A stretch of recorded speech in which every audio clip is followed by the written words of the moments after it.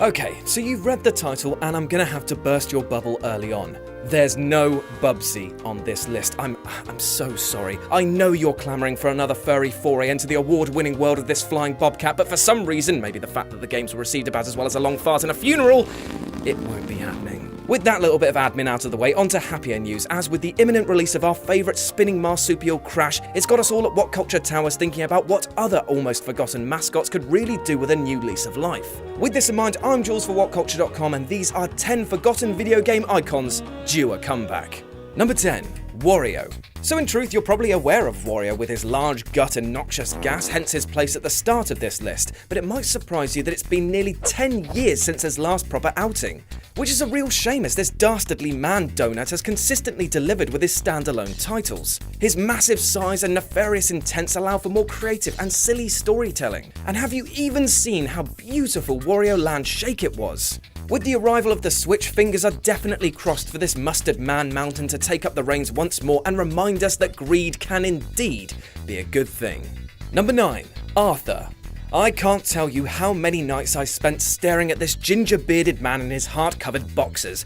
And yes, I realise how that sounds, but get your minds out of the gutter, as playing Ghosts and Goblins was no goddamn joke. In my mind, these games were like the precursor to Dark Souls in terms of challenge and subsequent reward for beating sections. And at the centre of it all was Arthur, the most determined knight with the most flakiest of armours. It's been ages since he graced our screens outside of mobile re-releases, but in this era of rock-solid 2D platformers, he could remind players that while Super Meat Boy, Isaac and Shovel Knight are worthy challengers, that he was the goddamn king. Number 8. Nights.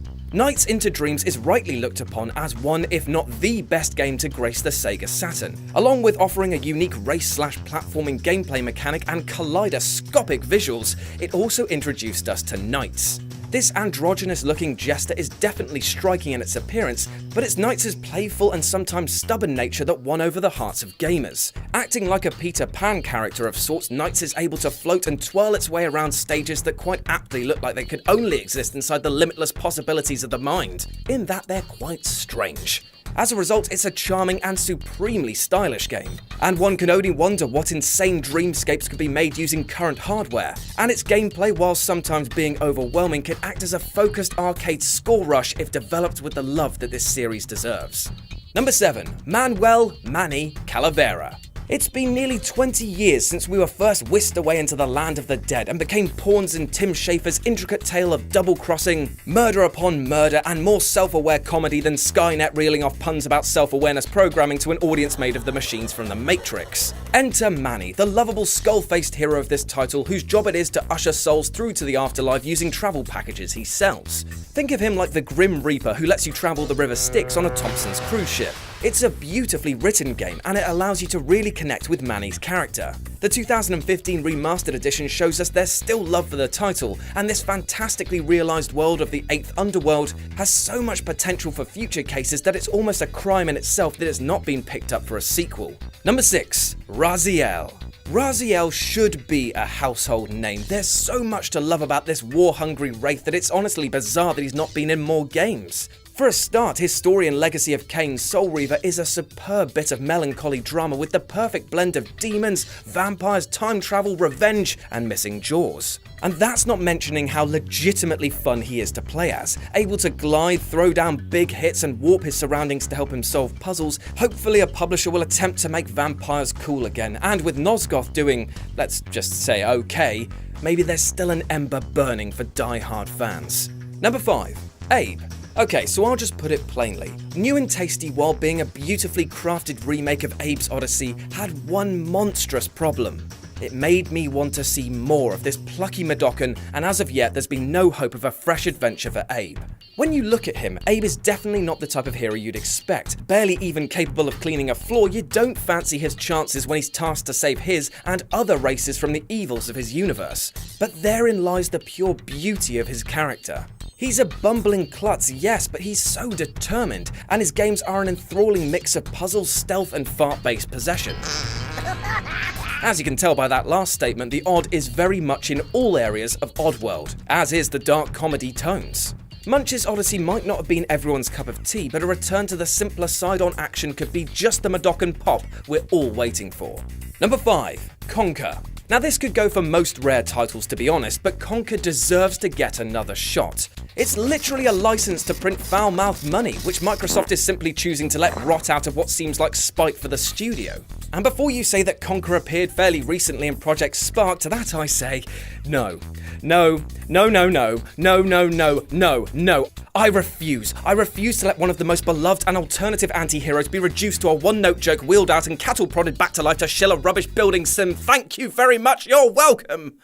Whew, okay, rant over. Please, Microsoft, realise what you have within your licenses and give us another alcohol-infused adventure sprinkled with mighty bits of poo and sexualised sunflowers. Number 4. Stubbs the Zombie. Okay, so you're probably thinking from this entry heading something like, Jules, you magnanimous prick, are you off your chuffing meds again? Well, to that I say, 1, the meds make my cocaine rum lunchtime cocktails taste funny, and 2, did you actually play Rebel Without a Pulse? Because it was f***ing brilliant in places. Now don't get me wrong, it was not the perfect game, but being able to munch people's heads and then create mayhem around the city of Punch Bowl with a group of roaming undead was really fun.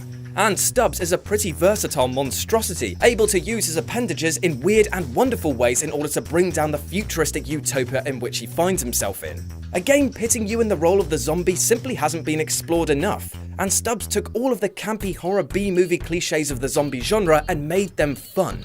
A sequel with a bigger open world, more zombie companions and equally funny writing could definitely stand out from the crowd. Number 3. KLONOA. The most frustrating thing about the KLONOA series is that we in the West only got a slither of its full franchise. Out of the numerous handheld games and console releases, we only got to delve into the fantastical dream world 3 times. But let me tell you kids, these games were some of my favourite experiences as a child, which offered a blend of RPG, platforming and puzzling all wrapped up in a narrative which contained some really mature content. Gameplay was centred around a 2.5D perspective, in which KLONOA would be funneled through challenging and creative levels, where he can use wind bullets to inflate enemies in order to bounce off them for higher jumps. This led to some ridiculously complex segments, but they all felt natural and rewarding. KLONOA himself is so lovable, being so pure of heart and determined to save his friends that you can find yourself won over by his charms alone. The last official title we got back in 2001 even showcased how it could utilise 3D in its traditional 2D elements. And with the right developer behind it, it could be a super stylish and quick reflexed platformer. Number 2. ECCO the Dolphin. Introduced in 1992, ECCO the Dolphin was a blowhole spewed breath of salty fresh air. A game which, while on the outset looked so cutesy and family friendly, contained a much deeper and stranger beast within it. This was an adventure game where you initially start by cavorting around coral reefs and end up in an underwater sci-fi nightmare. Something that was expanded upon in the 1994 sequel, The Tides of Time. Since then, ECCO hasn't appeared much at all, and it feels like a door has been closed on what was a really, truly unique experience. Imagine speeding through an open-world ocean as you battle aliens with your sonar. It's an odd concept for sure, but it could be insanely good.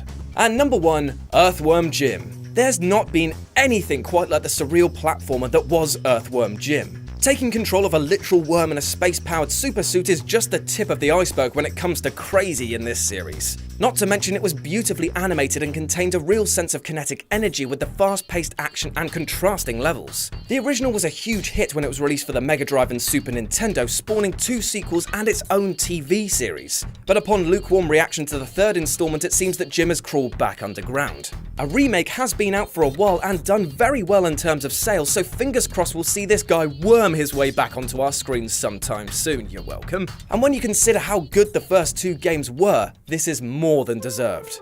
And that's our list. Got any more icons that need their time in the sun once more? Well, I know there are, because I could easily pick out another 10 for another list. Gex! But drop me your suggestions below anyway. And why not swing by WhatCulture.com for more news and articles like this every single goddamn day. I've been Jules from WhatCulture.com, and you can follow me here on Twitter at RetroJ with a 0, and I will speak to you soon. Look, my son, Look at the marvel that I have created. Look at the quality fabric, hand-stitched by blind orphans. The perfect letter spacing calculated so meticulously that Rich Hudson had an erection for months about it. And a colouring so deep that I had to buy the dye off the dark web. Oh no, the beast has grown angry, angered by our drab fashion choices. I am such a fool to think that it wouldn't try to infect us with its perfect design. Quick, we must do something to appease the beast.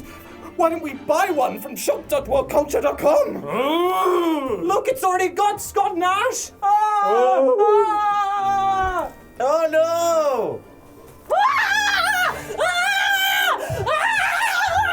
Shop.whatculture.com! Quick, let's go and buy one right now. Let's go buy one right now.